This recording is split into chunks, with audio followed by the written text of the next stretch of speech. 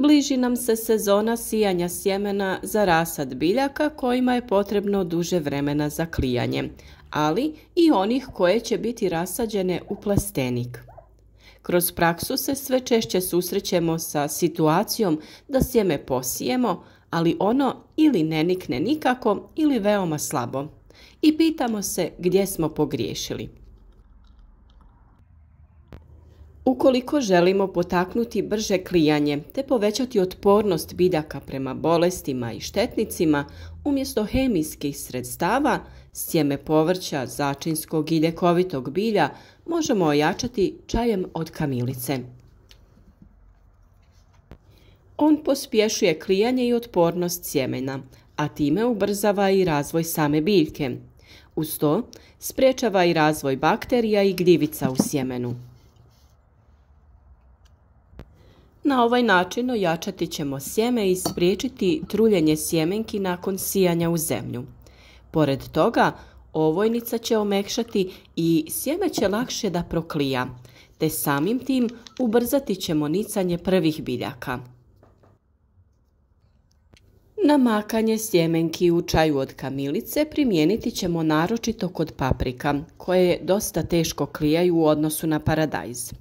Kako bi saznali sve o uzgoju presadnica i izbjegli neke banalne greške, te na kraju imali otporne i jake biljke, pratite redovno naše savjete u narednom periodu.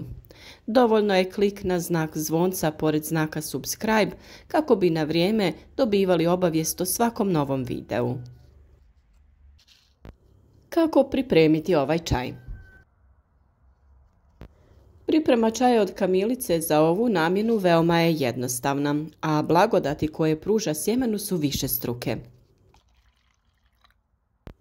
U posudu po vašem izboru stavite 2 do 3 vrećice čaja i sve prelijte 1 litrom prokuhale vode.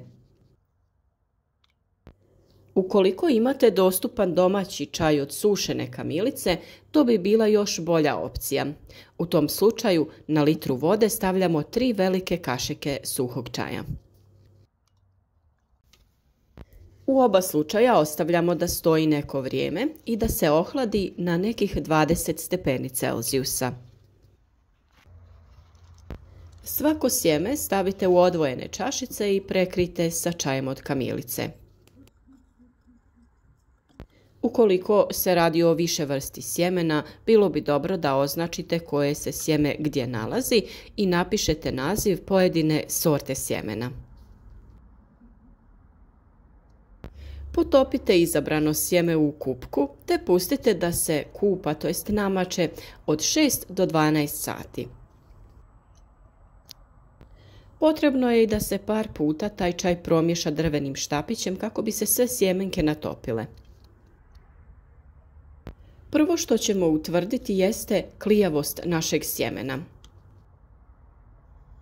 Naime, svo ono sjeme koje ispliva na vrh, to jest koje pluta na površini čaja, je mrtvo ili oštećeno, te neće klijeti. Najbolje ga je odmah ukloniti. A svo ono sjeme koje je potonulo na dno, ono je klijavo i možete ga koristiti. Sjeme u čaju treba držati na toplom mjestu. Najoptimalnije bi bilo temperature od 20 do 25 stepeni Celzijusa. Nakon što smo završili ovu proceduru, trebamo još sjemenke da procjedimo. Nije važno ako ostanu malo mokre, i onako ćemo ih staviti u vlažne maramice. To jest koristiti ćemo kuhinski papir ili salvetu koje ćemo namočiti, to jest poprskati istim ovim čajem od kamilice. Mada se sjeme izvađeno iz ove kupke, to jest iz čaja od kamilice, odmah može posijati u pripremljeni supstrat, možemo također odraditi dodatno naklijavanje. Kao što sam rekla, papirne ubruse dodatno poprskajte ovim čajem od kamilice i poredajte sjeme. Potrebna vam je jedna ovakva kutija sa poklopcem u kojoj ćete moći da održavate vlažnost. Svako sjeme stavite u pojedinačnu maramicu i preklopite i više vrsti sjemena možete u ovu kutiju poredati jedne na druge. Nakon toga potrebno je da tu kutiju stavite negdje na toplo, gdje će temperatura biti između 20 i 25 stepeni kako bi se potaknulo klijanje. Ni u kojem slučaju ne smijete dozvoliti da se maramice u potpunosti osuše jer će sjeme propasti. Potrebno je svako toliko poprskati ih ponovno sa čajem od kamilice ukoliko bude potrebe. No pazite, ne smiju biti ni previše vlažne da vam sjeme ne bi istrunulo. No mislim da za prskanjem neće biti potrebe ukoliko budete držali u kutiji sa poklopcem jer se sa temperaturom i vlagom unutra stvara kondenzacija i stalno se ponovno ovlažuju ove maramice. Već nakon 2 do 3 dana primijetiti ćete da su sjemenke krenule klijeti, ovisno o vrsti sjemena. Na primjer, krastavac i paradajz klijaju dosta prije, a paprika nešto kasnije. Kada dođe vrijeme za presađivanje, budite pažljivi jer sjemenke koje su u međuvremenu već klijale treba pažljivo posijati kako se ne bi uništila njihova tek iznikla klica. Cilj biljnih kupki je pomoći sjemenu koje se sije u borbi sa potencijalnim bolestima koje ga mogu zahvatiti. Naravno, osim toga, cilj je i omekšati vanjsku opnu sjemena kako bi ono lakše proklijalo, dodati vodu sjemenu koje se sprema za klijanje. Samim tim cilj mu je omogućiti lakši razvoj prvog korijenčića i lakši prihvat biljke u supstrat. Isti taj čaj koji ste koristili za namakanje sjemena može se potom iskoristiti i za zalijevanje svježe posijanih biljaka.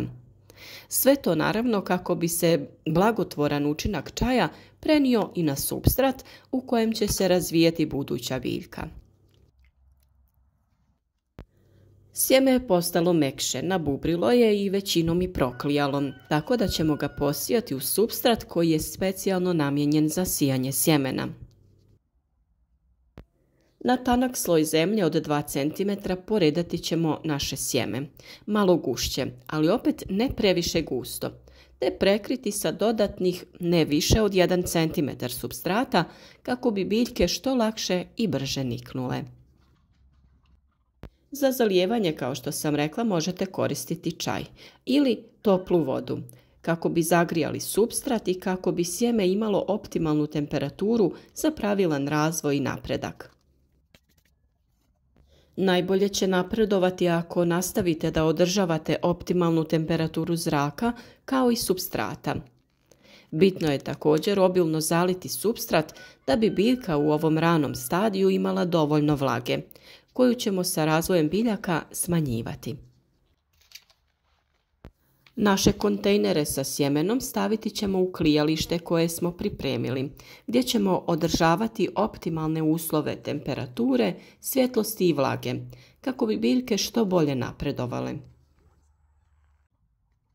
Daljnje zalijevanje ćemo obavljati po potrebi, ali nikako nemojte dozvoliti da vam se supstrat potpuno osuši, jer će se tada i samo sjeme osušiti.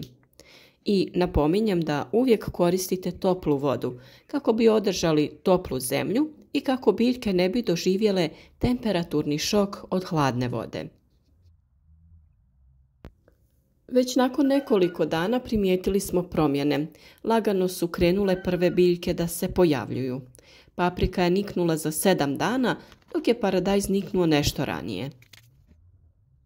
Potrebno je održavati tlo vlažnim, dodati nešto hranjiva i pričekati pojavu 2 prava lista, nakon čega ćemo naše biljke presaditi, to jest pikirati u veće zasebne posude. Sve o uzgoju pojedine biljke ćemo posebno govoriti, o uslovima koji su potrebni za klijanje i nicanje, te kako im to osigurati.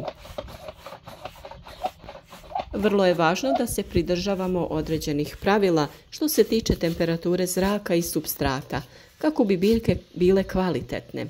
Biljke koje su izložene bilo kakvom stresu, poput oscilacija u temperaturi ili suši, pa čak i velikoj vlazi, neće biti kvalitetne i otporne. Ukoliko želite, pratite redovno naše savjete I saznajte sve te male korake koji mogu činiti veliku razliku što se tiče uspješnosti uzgoja presadnica, pa na kraju i same berbe obilja plodova. Naš rad podržite sa lajkom ispod videa, podijelite ga sa prijateljima na društvenim mrežama. Javite nam se u komentarima sa nekim vašim iskustvima kako bi zajedno pomogli onima koji žele da se okušaju u ovom poslu. Isto tako, za sva dodatna pitanja uvijek smo dostupni u komentarima.